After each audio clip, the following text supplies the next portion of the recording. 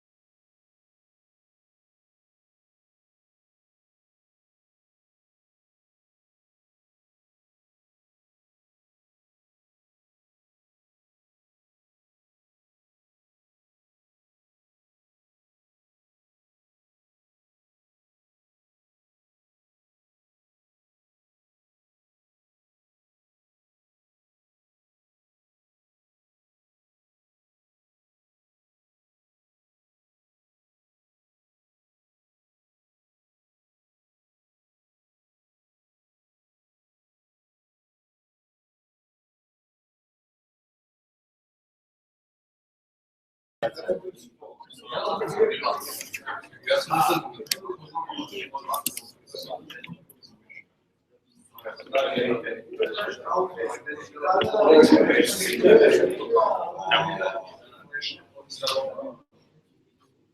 večer, hvala svima što ste došli. Ovo su 9. Android Talks i imamo 4 teme danas. Prva tema je Dino i Marić o UI optimizaciji. Druga tema je Plesac sa DBFlow. Treća prezentacija je Android Fair, kako se koristi i šta se može na njemu od Kocijana. I četvrta je neki kratki uvod u Xamarin od Markusija i mislim da je to. U stvari, stvar je da smo otvorili i želimo, ako imate neke dobre teme za prezentirati, da nam pošaljete prijavu na ovaj mail. To bi nam bilo full drago ako želite nečem pričati. To je to i slobodno. Hello everyone. Since we are broadcasting today over Hangouts, we're going to present in English. Now that you ruined my surprise guest, I can start. I'm going to be talking about layout optimizations of Android applications, joined by my colleague Ivan a bit later in the presentation. But first, before we start optimizing anything, just a quote from a famous programmer, more of a scientist. Don't optimize prematurely. And before we start optimizing, I'm going to show you a tool to help you with your layout optimizations. It's called Hierarchy Viewer, and let me find it. Which way? This way. Okay.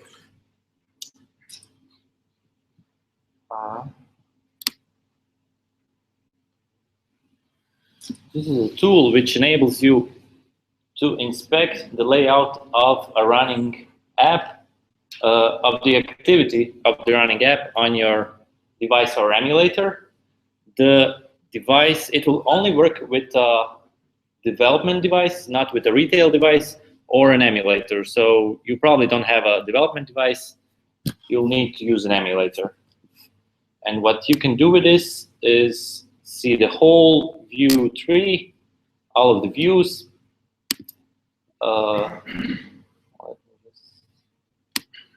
Some details, and the most important thing you can, I hope it's this button.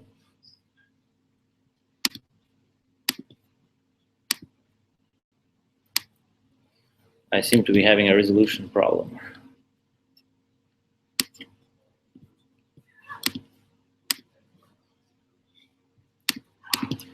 Okay, it doesn't seem to work now, the button. I'm not sure why.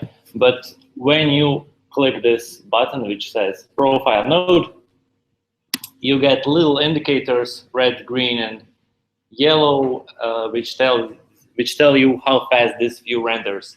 It measures the measure step, layout, and draw, all 3 steps. And green means it's in the 50% fastest views to render in this tree.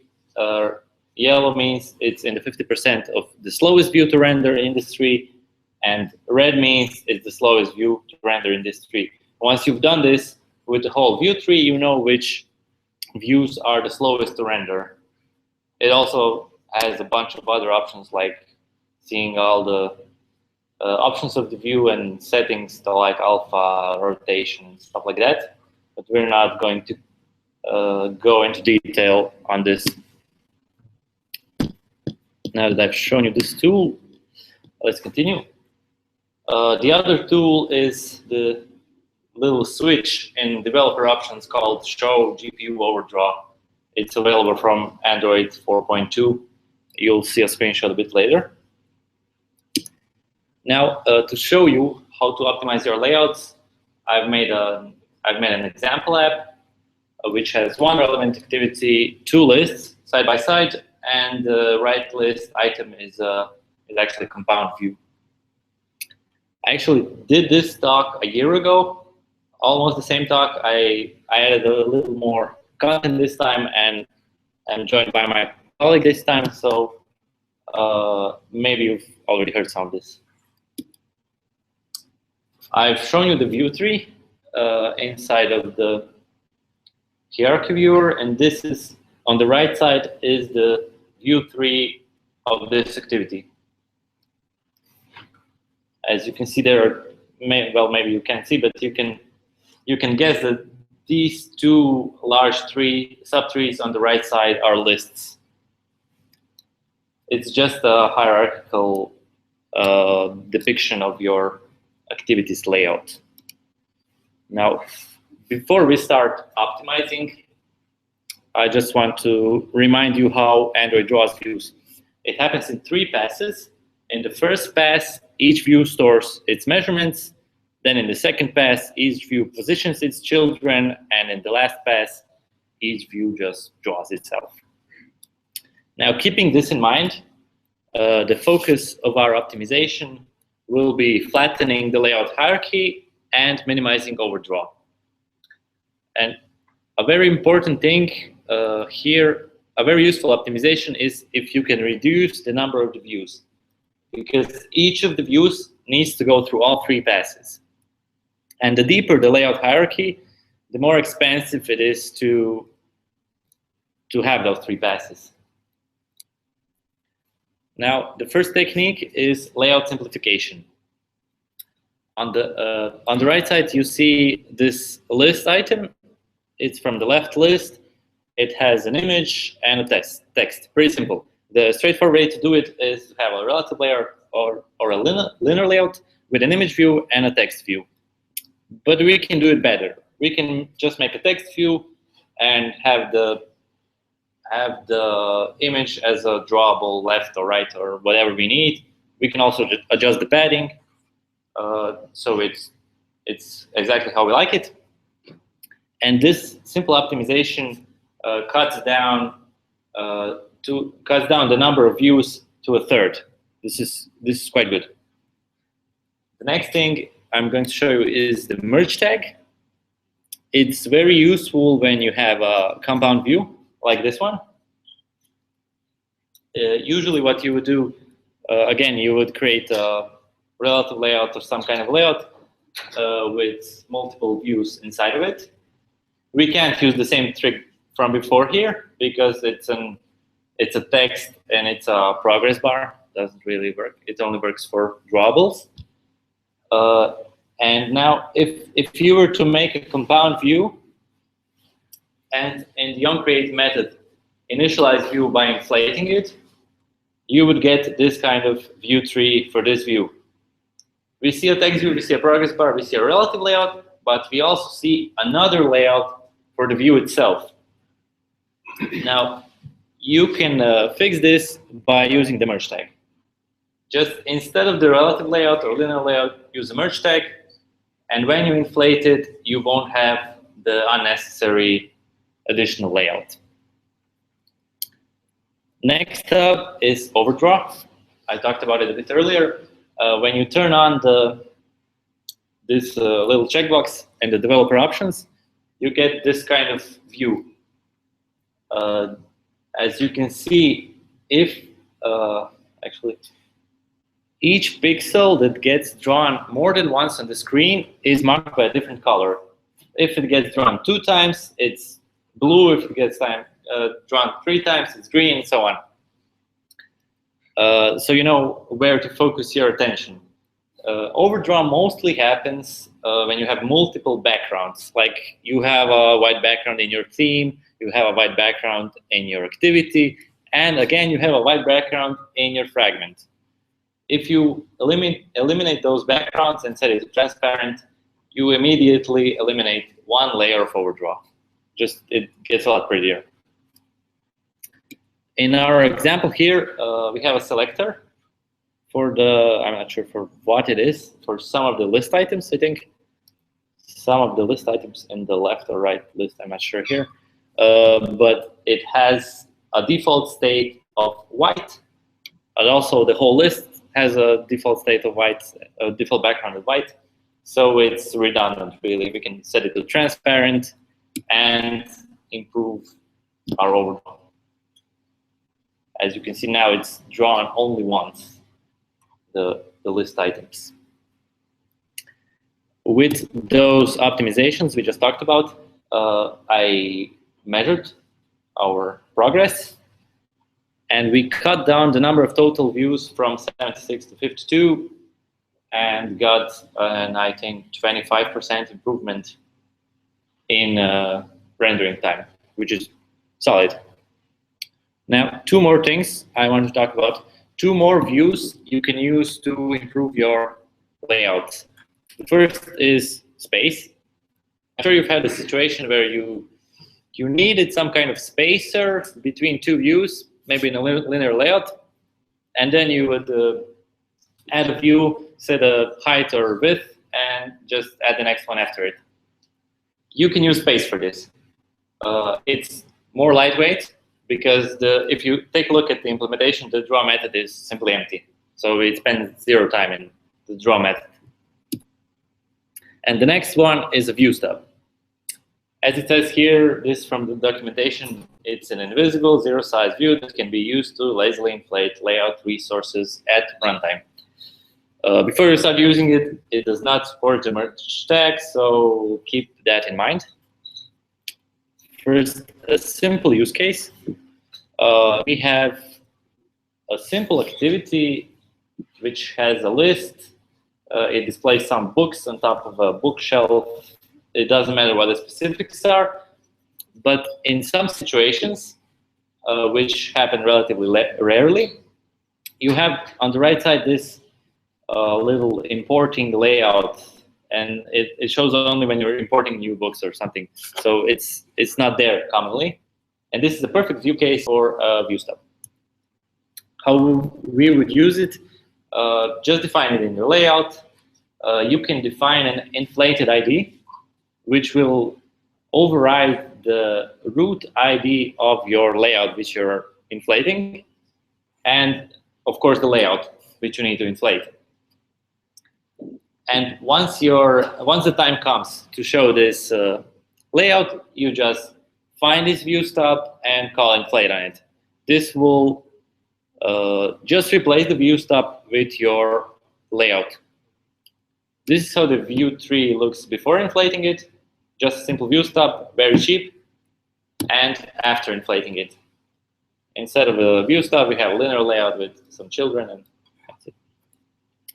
And now we're going to hear something from my colleague, Ivan.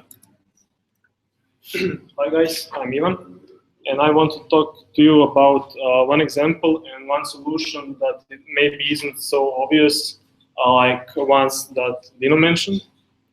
So we have this problem. We want to implement items preview in a grid, but we don't want default grid view behavior. So we don't want our grid to be scrollable. We want our items to be organized in pages. So we want to be able to swipe between those pages. And one addition is that we want to edit our grid to add more items or etc. And we don't want to limit number of pages user can create. So in theory, we can have infinite number of pages, but that's not so practical. So okay, let's talk about a solution. To enable swipe gesture, we can use view pager, and inside of view pager we will show grid view, and our grid view items needs to implement at least these 3 states. So for every state, layout of grid item needs to have some view. In fact, it will be a view group, and inside that view group it will be more views that needs to be rendered on device screen to show some state. So let's see how this behaves on real device.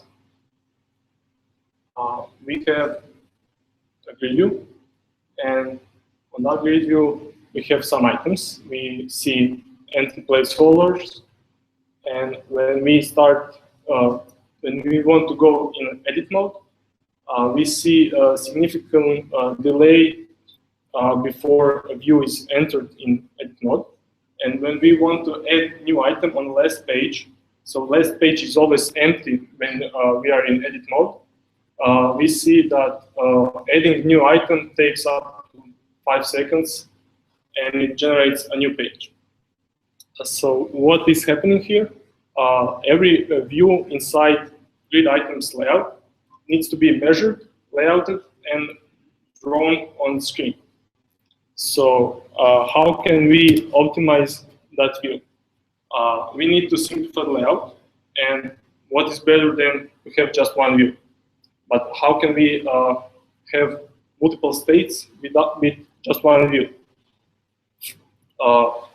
If we would create a custom view and handle all states in onDraw method, we will have just one measure pass and one layout pass, and every time we want to change state, we will define that state on that view and just draw view again.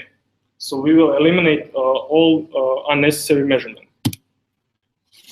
And how to implement your view? You just extend view class, and you need to initialize all of your resources, paints, and shapes inside of constructor, because that are the parts that takes most of the time in creating this view.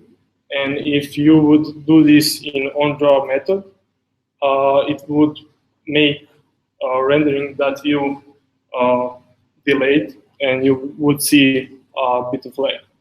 So we defined all states that this view can be in. For example, normal placeholder, edit placeholder, and etc. And after initializing all shapes, resources, and paints, we can check in onDraw method in which state this view is, and just render necessary elements on the screen. So let's see how this performs now. So this grid item is just one view, and when we click edit, it almost instantly goes to edit mode. And when we try to add new item on the screen, it takes a short time to show new item and to generate a new page that is empty and enables user to create new page and to make more pages, organize your items, and etc. So this is the solution you can make when you have problems with layouts that aren't rendering so fast and that have multiple states and multiple views that are rendered on screen. So that's it, some references, and you can ask a question for me or Dino, and that's it.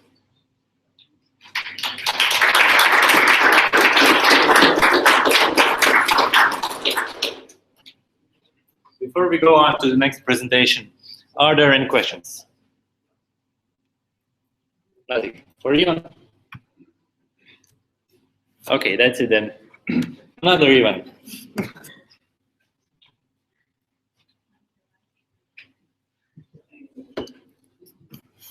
Hi guys. While I switch to my presentation, feel free to take something for drink. I took take a look and no one's drinking anything. It's free. If anyone tries to charge you anything, just talk to Thomas.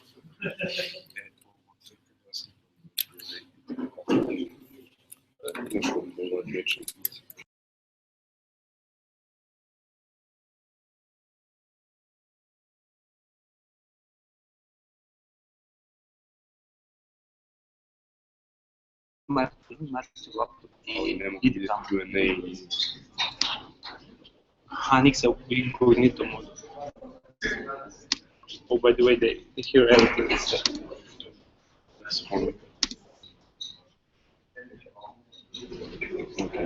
questions.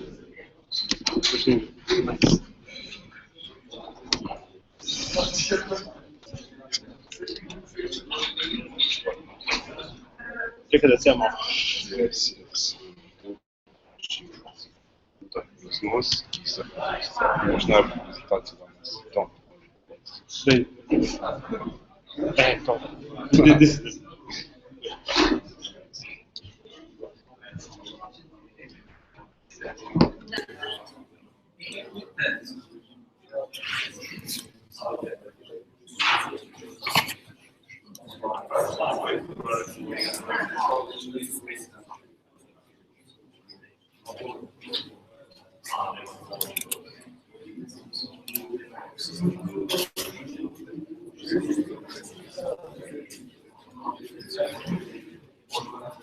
Okay, I can see that most of you are drinking something now, so can we continue? Okay. Hello, my name is Ivan, and I work as an Android developer here at Infinum. Today I'll be talking to you about Android Wear. First, why are we here? We're going to talk what's Android Wear, what can we do with it, how to support it, and actually we'll go through a few new user interface elements which are used to create apps for Android Wear.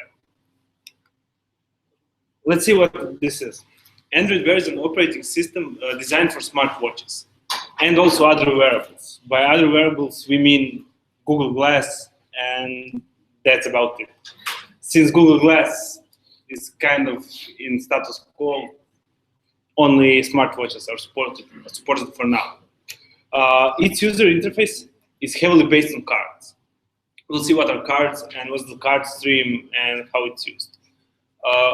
You can connect your smartwatch to an Android device, and in order to do that, you'll need to have at least Android 4.3, because since that version, Bluetooth Low Energy is supported. I actually own a Moto 360, and a lot of people ask me, what can you do with it? What are you doing? Is it really just a watch, or do you have any apps?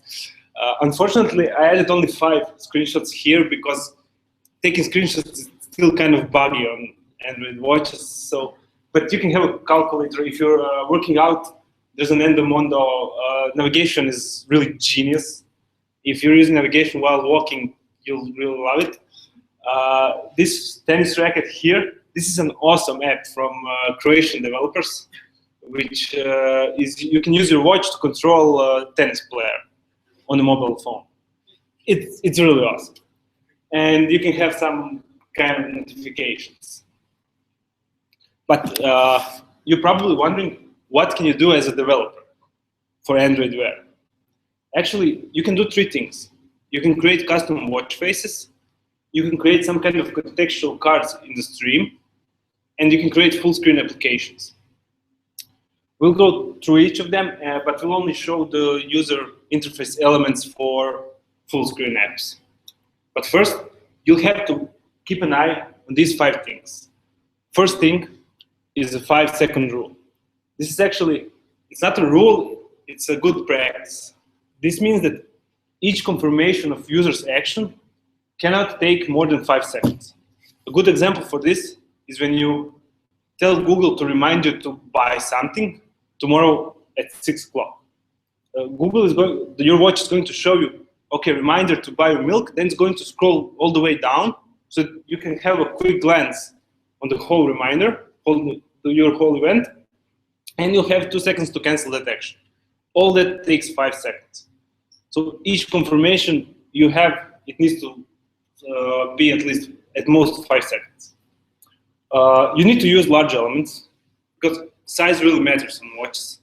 I think that the average watch has 1.4-inch screen, so for the user it will be hard to touch on all those elements, really large elements. Think about using contextual cards. We'll go through what are contextual cards, so you'll see. And everything needs to be fast. But I really mean fast. If you think your app on the mobile phone is fast, no, it's not. It's not fast enough for smartwatch. The user will use your app on a smartwatch in average 5 to 10 seconds. He doesn't want to take the watch and play with it for 10 minutes. So just make sure that everything works really fast in your app. And also don't use vibration too much. You can use vibration for almost anything, but just don't do it since the watch is on the wrist and the user will be kind of annoyed. Okay, first type of applications are watch faces. I'm not going to talk much about this. I'll give you 2 links to DevBytes video and Android developers. Actually, watch faces are show what time is, and that's actually, it's not a problem. This whole watch face is drawn on canvas. So everything you draw for watch face, you do it on canvas. But just check out the DevBytes and everything will be clear. So first let's go, what's card stream? This is a card stream.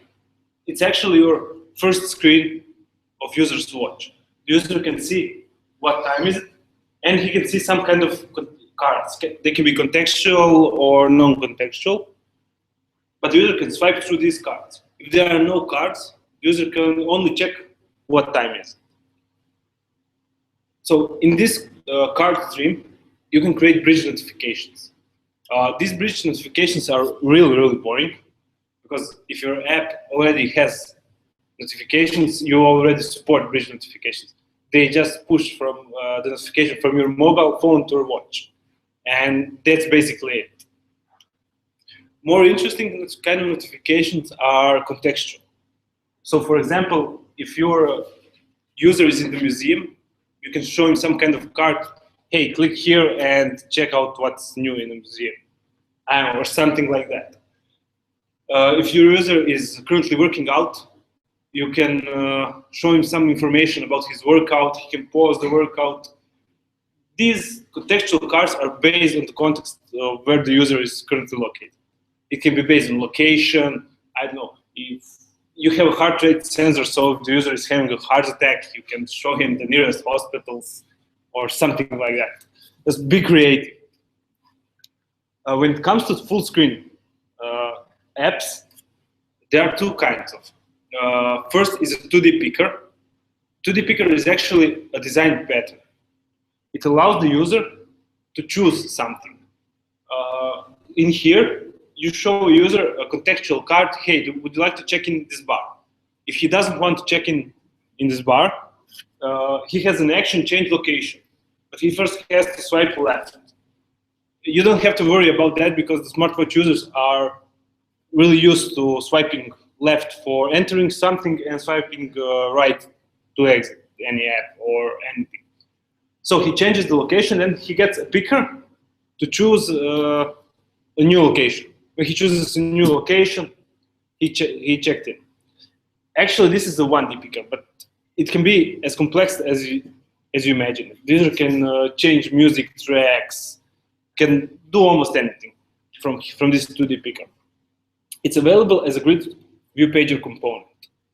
And also, if you're developing apps for smartwatches, first think, how can you use this 2D picker and contextual cards?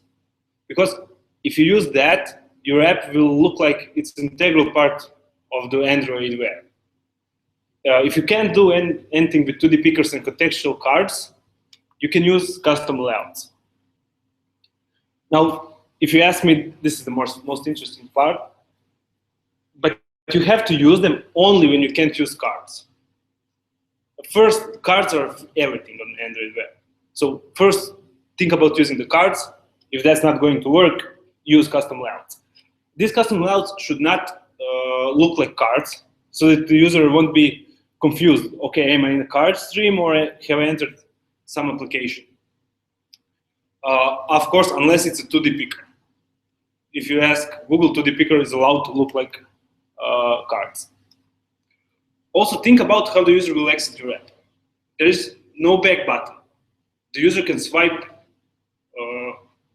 right, and he will exit your activity. But if you stack 5, 6 activities, the user doesn't want to swipe 5, 6 times on the watch to exit your app. You can actually do 2 things then. First thing is you can automatically exit the app for your user. For example, if he checked in at some location, okay, you exit the app for him. And the second one, you can implement a long press. So when the user long presses, you show an X sign, okay, would you like to exit that? And then he exits the whole app. And this is an example of a full screen app. First, let's talk about how to set up your project. You will need to have two modules if you're using Android Studio.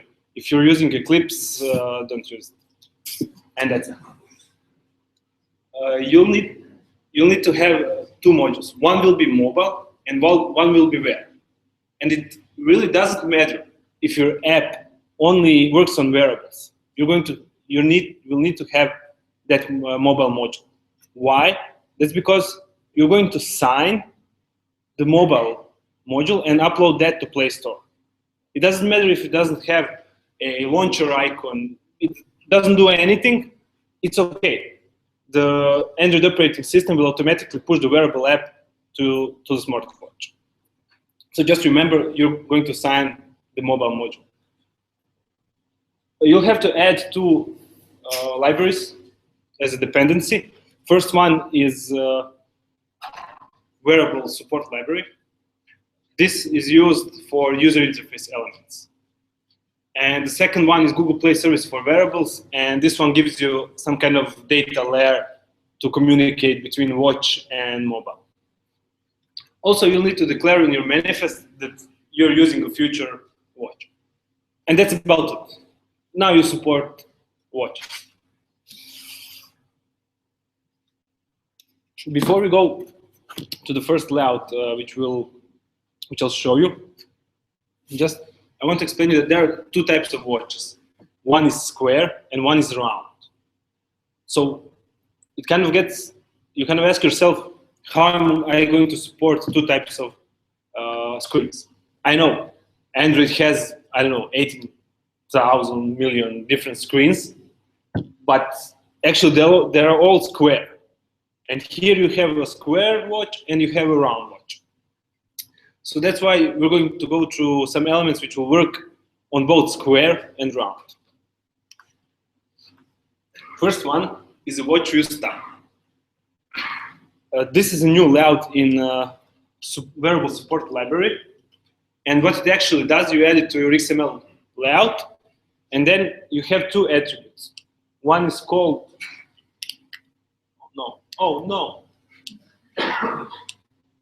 okay. One is called rectangle layout, and one is round layout. You can see it here.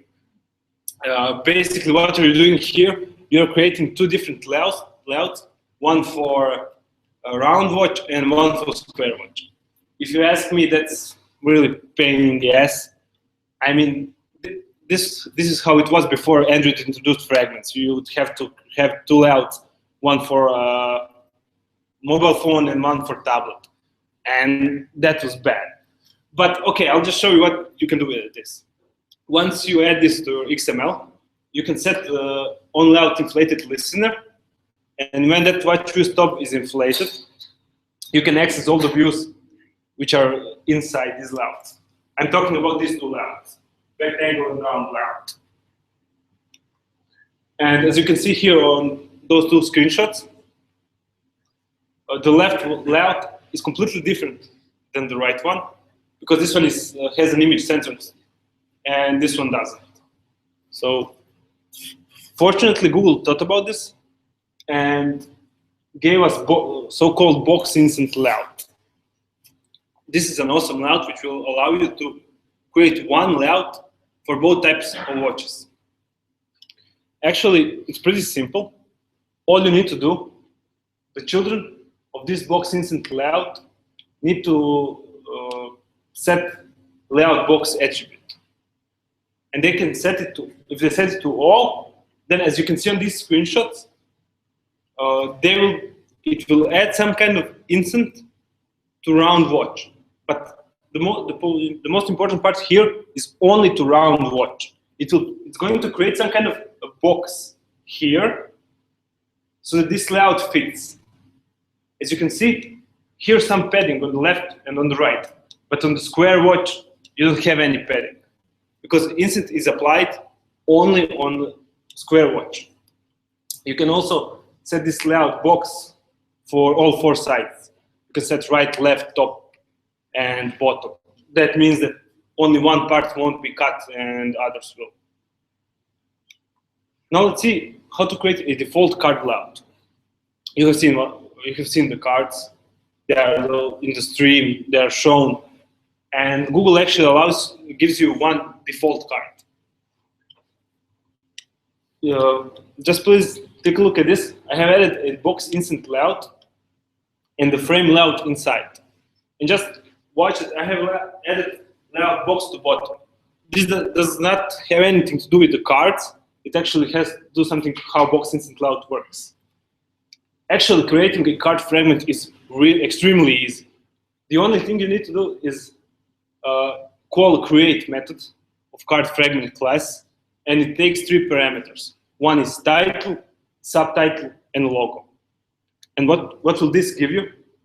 You just use a fragment transaction to add that card fragment to frame layout. This will give you this basic card, which has title, subtitle, and some kind of logos. Okay. Okay. And this is the default card. This is what Google gives you. Also, please note this layout box is set to bottom, and this card is cut off on these corners, but not on the bottom. If I have added here layout box all, like in previous example, then this card would be pushed here, and it wouldn't be cut off on right and left side. So this is, I think that you rarely use these cards. I mean, they're boring. They have title, subtitle, and image. That's basically it. Fortunately, you can create a custom card layout, so you can go wild and do anything you want here. You have 2 new elements. One is the card scroll view, which is used so that the cards can be scrollable. And the second one is card frame. That's the frame in which the card will be. So Google only gives you a frame, and you add any layout you want. I have added 1 layout here, actually 2, but okay, this linear layout is not necessary. With an image which is centered. And that's it. And this is how this card looks like. So as you can see, it's completely custom. It doesn't have title or subtitle. It has a large image centered. Also, a good thing with card scroll view is that you can set the card gravity. So if it doesn't fill the whole viewport, it can be pushed to bottom. Also, I think that the user is kind of used to having cards on the bottom. I think it would be really weird if the cards would be up. So try to use that. You can also create custom cards by extending a card fragment. And this is really simple. The only thing you need to do is override the onCreateContentView method. And in here, just inflate any layout which you want. And that's it. You can add this card fragment to any frame layout or anything you want, and you'll have a custom card. Okay, we don't have much time here, so I'm not going to talk about variable list view, grid view pager. Grid view pager is actually used to create a 2D picker. You also have delayed confirmation view, dismiss overview. There are a lot of new views in Android Variable, so check them all out at developers.android.com. I just wanted to tell you, if you're going to create an app for smartwatch, it's actually a watch first, and then the user can play with it. And when you'll be reading Android documentation about it,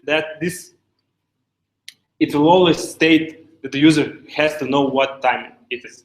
That's the most important part of this ecosystem. And also, I like this sentence, which was wrote by a guy or a girl who writes Android documentation. It's helpful, respectful, and responsive. And that's really true. It needs to be fast. It needs to give user the right information at the right time. And if you want to know more, there is not a lot of documentation online. but you have a great developer, some tutorials on Android, and I found some another link, which you'll get the presentation later, so you can see it. Any questions? Okay, that's it. Then our Android celebrity, Zeljko Plesac, will come now, and he is going to show you.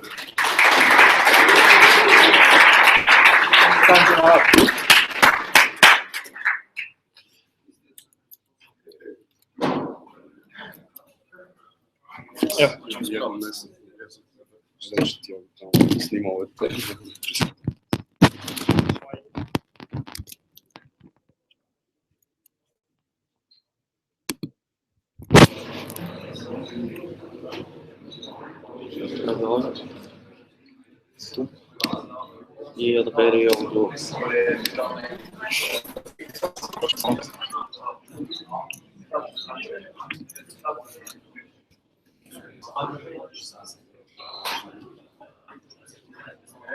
Hoćemo ukinuti ili?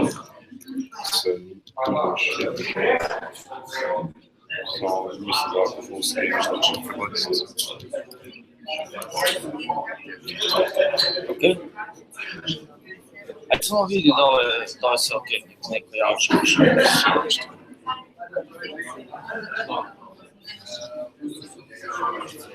Okay, we can start with my presentation. So, if you don't know me, I'm Zeljko. I'm an Android developer here at Infinum. And today I'll talk a little bit about DBFlow ORM library, which I'm using in a few of my projects. And it's going to make me the happiest man on the maybe on Earth. Okay, so first question, has anybody already tried DBFlow? Okay, you guys. Okay, so let's start then. The scope of today's presentation is, at the beginning I'll provide a brief intro to Android databases. Then we will talk about basic functions of DBFlow, take a look at advanced functions of DBFlow, look at the benchmark tests, and in the end we will finish with a conclusion. So, for intro, as you already know, debugging SQL errors is not an easy task.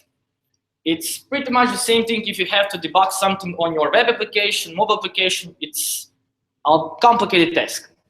And what's even more important is that most of the mobile developers don't have a strong database background knowledge because they didn't need it up to a few months ago. That's why we use ORM pattern to be more productive in our development. ORM is a pattern which is being used for a few years now in desktop applications and web applications. ORM basically stands as a layer between our application database and our application code. And its main goal is to map our Java code to SQL commands and database relations, and vice versa. And we had a lot of problems with porting ORM to Android. Currently, we have a gazillion of ORM libraries, and I've tested most of them. So libraries like Active Android, Realm, Sugar ORM, Springles, GreenDAO, and so on and so on. And I was never quite happy with any of them because they all had a lot of problems. They were either too slow for more complex usage. They were either too complex to use. Like, I don't want to use any external script which will generate my database structure and generate my DAO objects. I really don't want to use that. And have some missing functionalities. So one functionality is presented in one library, but it's not presented in second, and so on and so on. That's why I was quite happy when DBFlow was introduced. It was initially introduced, I believe, 4 or 5 months ago. It is an open source library which is developed by Andrew Grosner, who is an Android developer at Raise Labs in USA. And current stable version is 1.7.0, and it's available at this URL. DBFlow is built on maximum performance using annotation processing and lazy loading. It's also heavily influenced and based on current ORM libraries like Ethic Android, Schematic, Ollie, and Springles. And if you have used any of this library, DBFlow will be very, very simple for you to use. And great thing is that every feature has been unit tested, so we are almost 100% sure that DBFlow will work okay in all cases. Okay, so for basic functions, if you want to include DBFlow in your app, you will have to add few lines of code to your root Gradle file, and you will have to add few lines of code to your apps Gradle file. You can include DBFlow with Gradle plugin, which is also developed and maintained by Raise Labs, or include it without Gradle. And one more thing is needed. You'll need to initialize Flow Manager in your application class and destroy it in your onTerminate method of application class. So if you have used Active Android, this is pretty much the same thing. Okay, after we have included DBFlow in our application, we can start with the database configuration. And this is the first thing what is great about DBFlow. DBFlow has multi-database support. So this basically means that you can annotate your Java class with a database annotation, provide its name and version, and this Java class will now serve as our application database. You can have as many databases as you want in your application, but please use this wisely, because you have 10 or 20 or 30 databases. This will also have influence on your application size, so it will be a lot bigger. Okay, for model creation, pretty much the same thing as in Active Android. You need to annotate your class with table annotation, provide database name in case you have multi-database support. You need to extend base model from DBFlow library, and you have to define a primary key. This is mandatory. You can define anything you want as primary key. It just has to be unique. So you can use strings, integers, long, double, and so on. And the great thing is that if you use integers or long or double, you can also use auto-increment primary key functionality from SQL database. And then you define your other columns. But that's not everything. We have few model creation rules. They're pretty much the same as in other ORM libraries. So all models must have default constructor. Subclassing works as one would expect. So child class inherits all the columns from its parent class. Column names are default to the field name. And this is the most important thing. All fields must be public or package private, because in other case, the model adaptive class will not access them.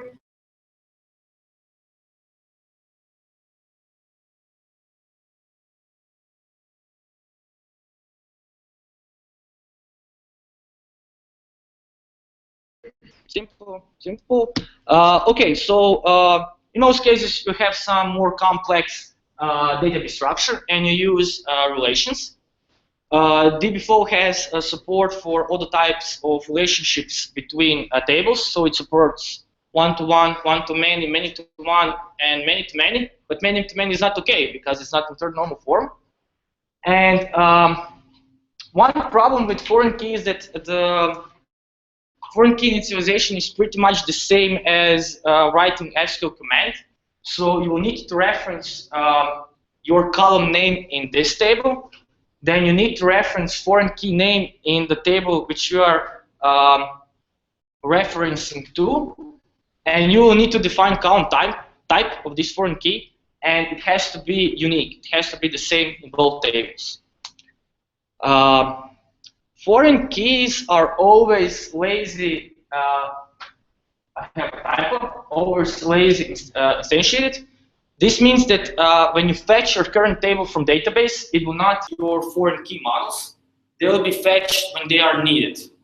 So this also has a heavy influence on our app's execution time or our app's performance, and this is great. But we also have one problem with foreign key, and that is that whenever your current table is saved, it will also automatically update your foreign key objects. In most cases, this is not okay, because you will have to save transactions, which is a bad thing, which will influence on your app's performance and execution time. And to fix this problem, you can set a save foreign key mode property to false. And with that, it will only update your current table, and you will have to manually update the foreign key object. Okay, moving on. Basic SQL queries. DBFlow provides two ways of SQL queries. You can use either wrapper classes or you can use transactions. And this is probably the most important thing about DBFlow. The main difference between these two cases is that wrapper classes are always called on the current thread and can be time-consuming, while transactions uses transaction queue and are always executed in the background. And transactions are way faster than wrapper classes. Both of them can be used in sync or async mode. To be more precise, transactions are always executed in async mode, and callbacks are always called on your thread. So we have some ads. Let's give a round of applause to our Omen. Bravo, Omen.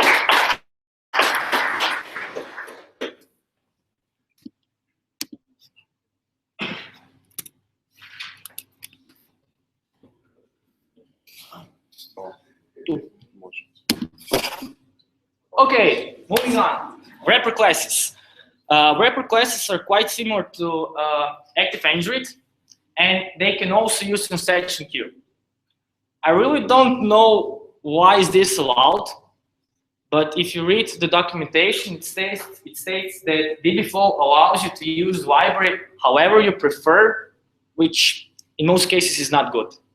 So once again, wrapper classes can be used on transaction queue or without transaction queue.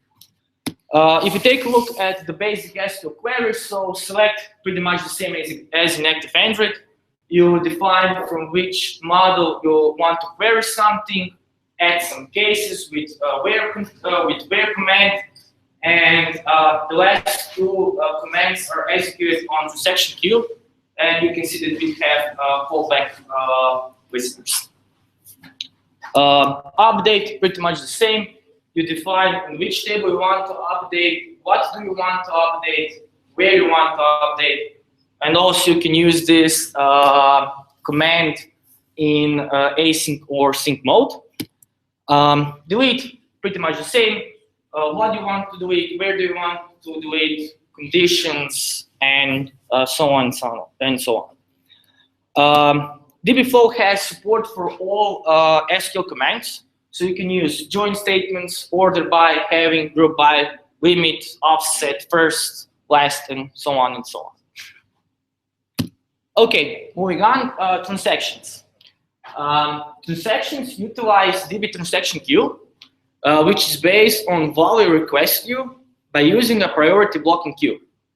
Okay, so what does this mean?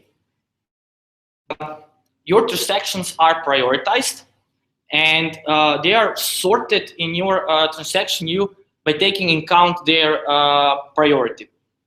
DBFlow defines 4 types of priorities. So we have UI, high, normal, and low. All transactions by default have priority set to normal. Just one example. So if you define some UI priority, this will be executed as the first transaction in your transaction queue. Okay, so transactions, they are quite easy to use. So you can save something, update something, delete, fetch, from your database, and so on and so on. And process model info is basically serves as a class which describes each transaction. So each transaction can have name, priority, and you can define models on which this transaction will be executed, or you can define some conditions. One of the great things is this. So if you have massive save operations, you can use this command, save and save queue. And this basically uses batch save queue, which groups your transactions in group by 50. 50 is by default, but you can also override this behavior. And once the queue is full, all the transactions are executed at once. I have execution times. I've tested this, and I can save 25,000 records in a matter of seconds, which is really, really good. And also it has support for custom transactions, so if you want to write something on your own, please use this. Okay, so for more advanced features, the most important thing is observable models. DBFlow defines callbacks, which are called when something has been changed on your database table structure. So if you insert some record, delete it, update it, or whatever you want to do with them, these callbacks are always called on UI thread. They also have one major drawback, and that they don't provide information about what has changed in your table. They just give you the info that something has been changed. But I firmly believe that this will be fixed in the upcoming versions. Okay, so then we have migrations. If you use Active Android, then you know that for using migrations, you had to write custom SQL scripts and place them in your assets folder. And I was never happy with that, because if I'm using ORM library, I don't want to write one command. I want that my ORM library does this for me. So DBFlow has a great support for migrations. You basically need to only annotate your Java class with migration annotation, provide new database version, database name in case you have multi-database support, and then you can either update some data in your table, or you can change your database structure. So you can add some columns, remove columns, and whatever you want. Also, please don't forget to increment your DB version. This is a quite common bug, so your migrations will not be executed if you have not incremented your current database version. Also, it has support for triggers. Triggers are operations which are executed as soon as wrapper class or so in most cases we use it to update some data. Like in example, if you want to update your max primary key, or they created that updated field or something like that. It also has support for indexes. Basically, indexes transform your database in data structure, which is more optimized for massive query operations. And if you use indexes, your search queries will be executed a lot faster. One major drawback of this is that indexes have influence on your database size, which will also significantly increase your application size. So use this wisely. And you have a lot more functionalities. We have content providers. Please don't ask me anything about this, because I haven't tested it and used it in my applications. Then you have model caching, which is actually quite great. DBFlow actually provides you with an in-memory cache, and the first time your model or your record is fetched from table, it will be placed in this cache, and next time you want to fetch this record, it will be fetched from your cache, not your database. and this also significantly improves execution time. Then we have Kotlin support. If you don't know, Kotlin is a programming language which is built on top of Java, and he's gained quite a support after Jake Wharton wrote an overview how they use Kotlin in Square. Then we have prepackaged databases, a lot. So if you're interested, just go to the GitHub page of this project and read its documentation. Okay, so for benchmark tests, which are basically the most important thing, Raise Labs are bragging that DBFlow is currently the fastest ORM library on market.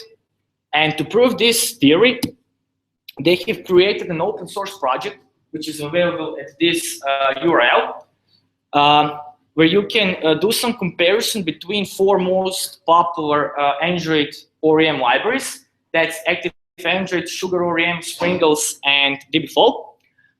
Tests are done on more than 25,000 records. I believe you have some simple test case like address book and address item.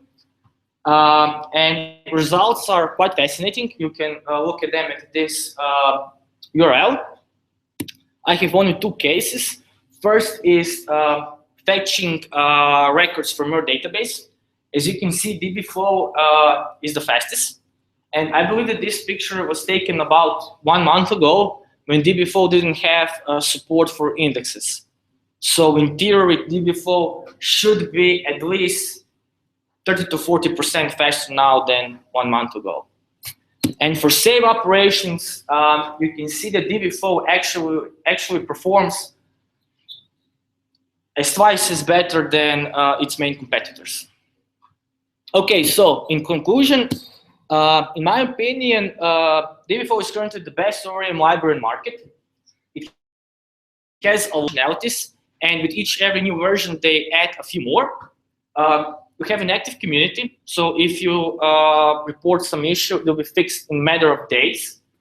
But on the bad side, as these functionalities are being added with new versions, DBFlow's documentation has got quite complex. A lot of functionalities are not properly documented. We even don't have a sample application which will demonstrate all the DBFlow possibilities and functionalities.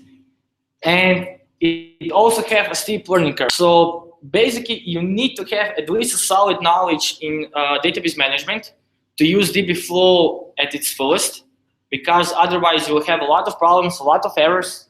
But I strongly believe that it's worth your time, especially now as everything has to be cached and your application needs to work as well as it's working in online mode.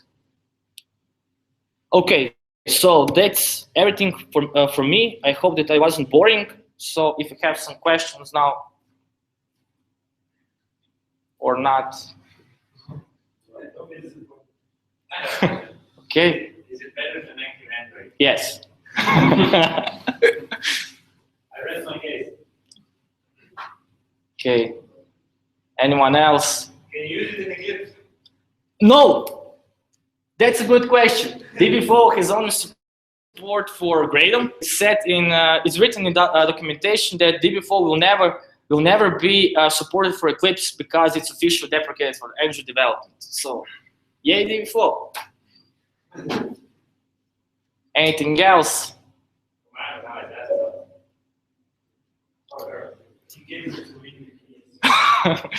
Okay, if not, that's everything for me.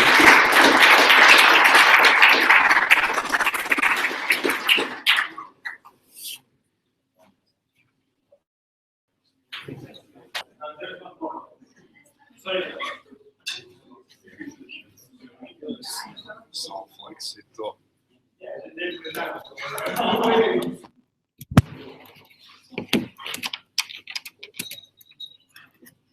Ko je novi.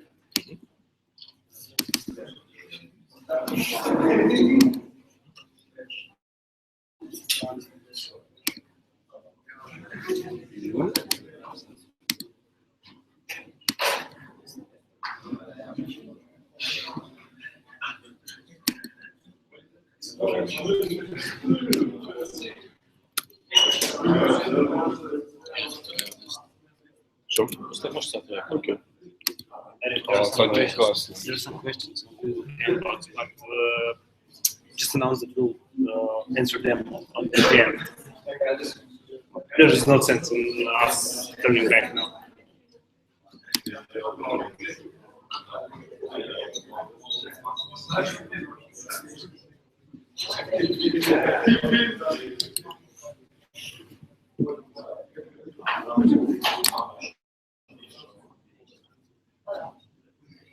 Oh, no. Okay, we'll go through them at the end. Okay. Just for the announcement, we'll go through all the questions asked at the end of the presentation.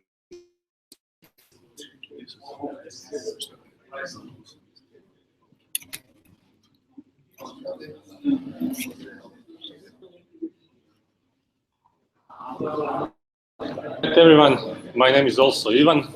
I'm I work here at Infinum as an Android developer.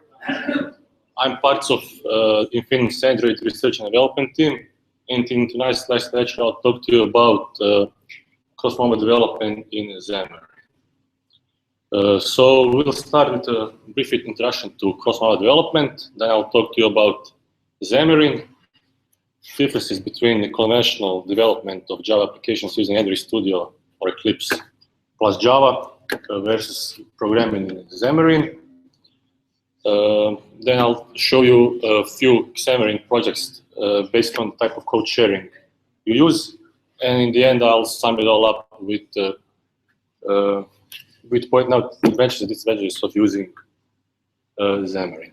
So, what's cross-mobile development? It's a technique of developing a single code base that will be developed or deployed on different platforms.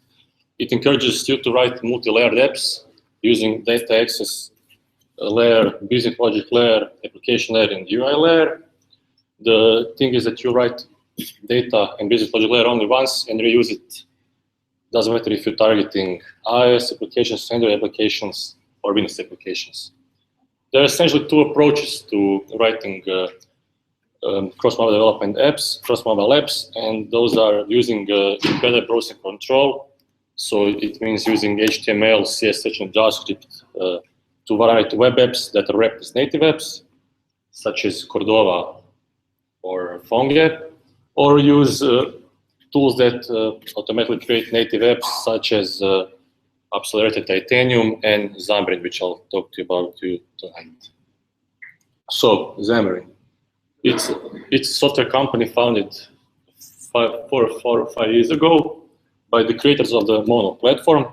Mono platform, for those of you who are experienced with programming .NET, is an open source project with the goal to write .NET framework which can be used platform independently, so that you can use Microsoft apps on other operating systems. Xamarin is Microsoft's global partner. It raised over $82 million in the last couple of years by crowdfunding, and it's the largest cross-mobile development firm. The basic, these are some of the products that they made. Several platform and products which I'll talk about today. Test Cloud and Insights, which are something like Google Analytics, but not as extensive. And Xamarin for Visual Studio, which is a plugin for Visual Studio to write native mobile development, mobile apps, and Xamarin Studio, which is a standalone editor for coding cross-mobile. So if you want to start coding Xamarin, you can't code in Java. You have to use C#. C# is not such a bad thing to use C# over Java. There are some advantages of the language capabilities, such as lambda expressions, integrated language query, and other types that I mentioned here. Also, if you code in C#, that means you can use IntelliJ-like-based editors, such as Android Studio, nor you can't use Eclipse. You have to use Microsoft Visual Studio or Xamarin Studio. So if you are able to write in C# using the .NET framework, you want to start coding Xamarin, there are a few types of projects you can't use. In this slide here, I made some methods that show C# and Java. For example, you can use the var keyword, which allows you to remove boilerplate code. You can use the await and async keyword, which enables you not to use manual bookkeeping and callbacks. Also, in the last line of code, you can see an example of Lambda expressions which are here in Java since Java 1.8, but they aren't still implemented on Android. So, as I forgot about this, I was talking about various type of code projects in Xamarin platform. You can use a shared project or a portable class library. The idea of shared project, it's pretty simple. You write all your data and business logic in one place and share it across platform. It means that the shared project is compiled onto each platform, and you write only application. This is an example of Max Visual Studio. For those of you who have experience with Visual Studio, it's the same as developing other apps that use Microsoft XML application, extensible application markup language, but it looks pretty similar in Android Studio.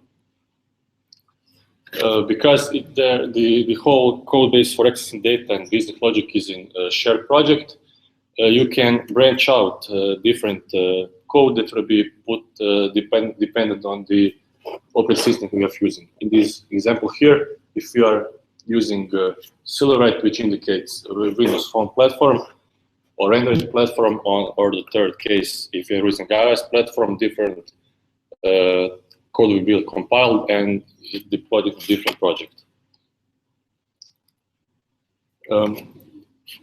As you can see on this, it's plain simple Android activity, but written in C#.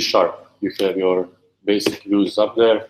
You use the find by ID method. You set everything like you would do normally in Java Android application, but you use C#. So this is the application, and you are logic you have to implement in each product specifically. If you are targeting Windows Phone, if you're targeting Android, or if you're targeting iOS. This is example for Android. This is example for iOS. You're just using the view controller, which is basically the same thing as an activity in Android, or you are using a phone application page, which is also similar to activity in Android. They all produce the same result. They are present to you the screen with activity and layout. The bad thing about shared projects is that the good thing about it is that you can use platform independent libraries. So you can use jars in Android apps. You can use any NuGet package in Windows apps, and you can use any library you want for developing in iOS. The bad thing is that it contains no output. It contains no output compiled depending of if directives, and you get the assembly that is directly linked to each project. So there's no output such as DLL or something that you can export or use in other projects. That's portable class libraries. The thing is, since they are platform independent, you can't use jars, you can't use NuGet packages, but you can implement specific platform behavior using the provider pattern or the dependency injection. As you can see, each data layer, data access layer, service access layer, and business layer contains in various implementations depending on the project you are targeting. The solution also contains the shared project and project for every operating system that you are targeting. Since you have to use dependency injection, you can use it through an interface or through an abstract class. So in the example before, we showed you a SQLite class in share project which used compile if directives, and in this here example we use abstract class, we refactored it. So everything is abstract and you have to implement it as shown there, specifically in Android and iOS and also in Windows Phone application. The term that is tightly coupled with portable class library Xamarin Forms. It's the newest product by Xamarin. It was introduced in May of 2014. It enables you to write 100% in C#, write everything you need into shared projects, so you don't write line of code in Android, iOS, or Windows Phone project. Everything is written in the shared project, including the application and UI layer. In C# when you can use XML, the bad thing is that you have no preview of what will the application look like on different devices, and XML and the source code written in C# aren't coupled. So if you change something in the XML, it won't change in the C# class. You can use only one thing to define your application layer. The good thing about Xamarin Forms, it's a fairly new product, but it allows you to, it listens to the design guidelines and renders a different layout based on the operating system you are targeting. So here you have few labels that are rendered differently or different operating systems using different controls. In this example, there are labels, entries, which are rendered to text views and entries on in Windows Phone. Also, the little thing before done label is called a switcher in Android, UI switch on iOS, and the toggle switcher in Windows Phone. And here at the variable called content, this thing called stack layout is something like a linear layout in Android. It just stacks all the views you've put in the class and renders the view dependent on each platform. But the problem is that you can't do a specific layout for each platform. You have to pray that everything will go out as you want to. So, to conclude everything, the bad thing about cross-model development is the app overhead. It usually adds a few megabytes to each of your applications. I even read a Stack Overflow that a guy developed an app in Java. It had only 12 megabytes. When he did the same thing in Xamarin, he had over 96 megabytes. But Xamarin, which is a fairly new platform, the Xamarin firm is constantly trying to reduce the app overhead, but it's still very large, and today application size is something that matters. Another problem is the portable UI.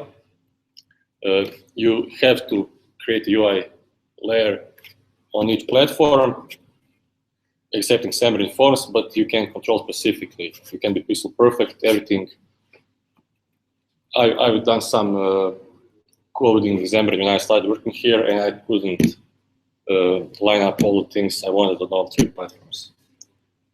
But I'm not a good programmer, so. Another thing, it's not reusable. The DLL you get is only, you can only use it on other Xamarin projects. But the biggest thing is the size of community, the learning curve, and the ecosystem. The problem is that you have to be fluent in both Java or Objective-C and C#. You have to know both .NET Framework, Android, or iOS, which it's not a bad thing to learn, but it's, if you're CEO of some firm, you have to pay a lot of money for such programmers. Also, since it's mostly a paid product, there's a small community. When you use Stack Overflow, you don't care about, the Java syntax, you just need to find some good example code or solve some corner case, And here there aren't such things in Xamarin. The main problem is the price, because it's almost $1,000 per year per programmer, and since you need one programmer at least per platform, and you have to pay for Visual Studio, which costs from $1,200 to $13,000, depending on the price. But since it's a fairly new thing, cross-functional development, it has a lot of potential. I'm sure in the future, when the app overhead is reduced, or when you can port the UIs on each platform you want, that it will be the key to mobile development in the future. Here at Infinum, we develop our applications independently. We have developers for iOS, developers for Android, but we are constantly monitoring the state of cross-mobile development apps, and I'm sure in the future, if anything comes up, we'll be the ones to use it. That sums it up. Right now, I believe we have a few questions based on other presentations. So, if you have any questions, ask me now or never.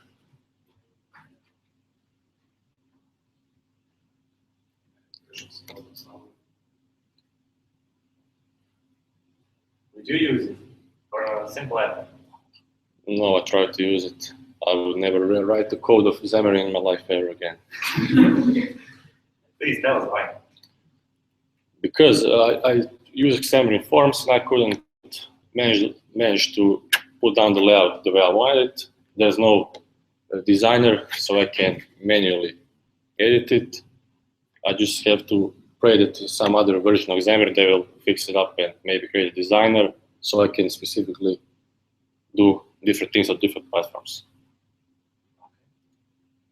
Also, you can write normal Android projects, so you can use jars and write in C# other than in Java, but there's no significant point of using it. So, also the trial lasts only for 30 days, so if you want to use it, you have to pay $83 a month after the trial expires. Any other questions? How do you build and deploy for iOS? Do you need a Mac? Oh, I forgot to mention that. Thank you. So if you use Xamarin Studio, you can use it on either Linux or Mac or Windows. If you use it on Linux or Mac, then you can deploy. You can't work on Windows Phone apps because Windows Phone SDK only works on Windows. Also, if you use Visual Studio, then you can't do layouts for iOS.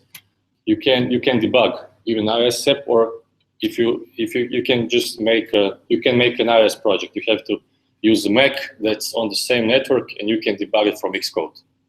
And also, Xamarin doesn't have a native support for iOS. It uses the Xcode to debug iOS apps.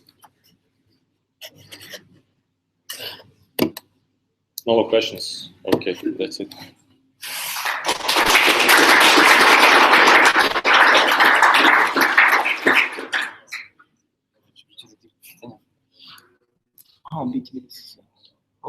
We have some questions here on Hangout, so Zeljko will read them and answer them. Okay, so the first one, does it, we are talking about DBFlow, so does it support default Android cursors which might be required for cursor adapters or content providers? The answer is yes. It uses cursors. They are working okay, so feel free to test them. Okay, the second one, please do some comparison to Realm. They claim they are much faster than SQLite. Okay, so for comparison, if you look at the functionalities, I believe that DBFlow has more functionalities than Realm. For benchmark tests, I really don't know. I would advise you to download that GitHub project and define Realm objects and do some benchmark tests on your device. But I also firmly believe that Realm has future. and that someday would be an awesome Android ORM library. And in the end, I had one more question. Okay, so if everything is a model in terms of ORM, how does it go about complex queries that do not return the same structure or columns as a model would have? This is a tricky question. All fetch operations from a database return some base model. I believe that DBFlow currently doesn't support results as a raw object, but on the other hand, for me this is okay, because Java is strongly typed language, and in 99.99 cases, I would expect that every time I fetch something from my database, it is able to transform it in a Java object. So if I have to do some raw serialization, I don't know, maybe then I need to form my SQL query a little bit better. But in this case, I don't talk about web cases or some more complex cases, but in most mobile development, this is enough. Okay, and we have 2 more questions about Xamarin. Okay, Ivan will answer them. The third Ivan.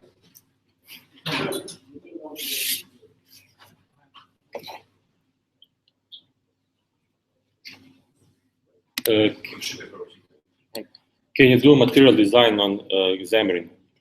Yes, you can, and we'll provide it with link in the description. The next question is, what about performance comparing Xamarin and native apps? As I said before, Xamarin apps have a pretty large map overhead, but performance-wise, they are roughly the same speed. And the third question, how does it compare to Cordova or Titanium in terms of development speed, number of bugs you have to fix constantly, and running speed?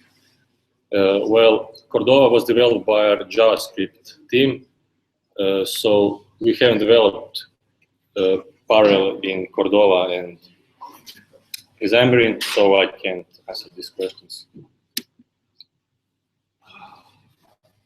And that's about it.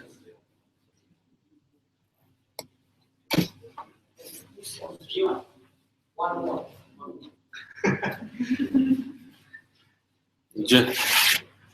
They want more.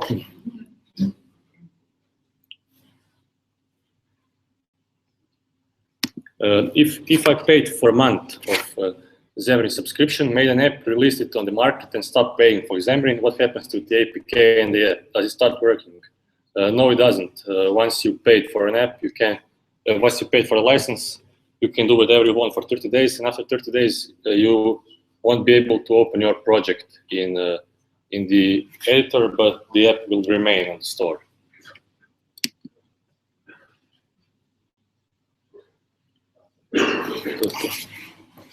Brilliant. Thank you.